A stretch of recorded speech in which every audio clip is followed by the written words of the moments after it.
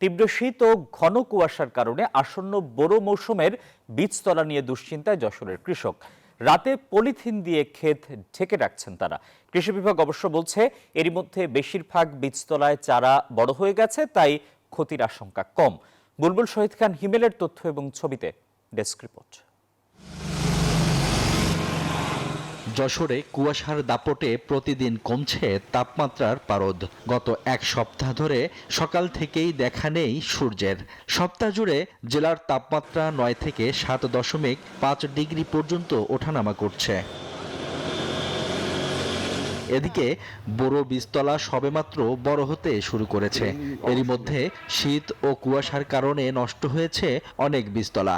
কুয়াশায় পাতা সব নষ্ট হয়ে যাচ্ছে। তারপরে পলিথিন দিয়েছি, পলিথিন দেওয়ার পরে কিছুটা ভালো হচ্ছে। পলিথিন দিতে একটু লেট হয়ে গেছে, এই জন্য আমাদের পাতাটা লাল হয়ে গেছে। এখন অনেকেরই পাতা এইভাবে আর কি সব নষ্ট হয়ে গেছে এই কুয়াশার কারণে।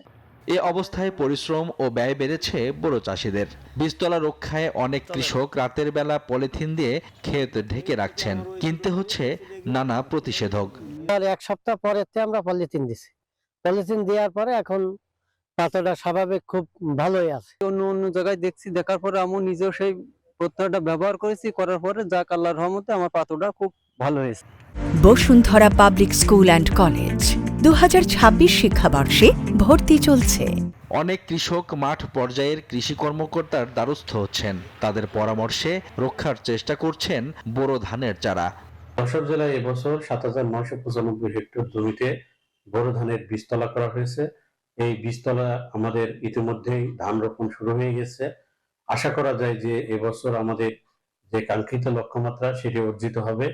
শীত ও কুয়াশা তীব্র হলেও বোরো বীজতলা রক্ষা করা সম্ভব বলছে কৃষি বিভাগ।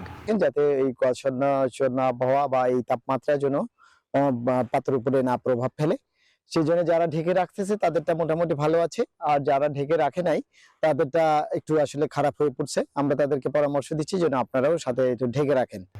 চলতি মৌসুমে যশোর জেলায় বোরো বীজতলার লক্ষ্যমাত্রা ধরা হয়েছে 7,550 হেক্টর। Desk report, news 24।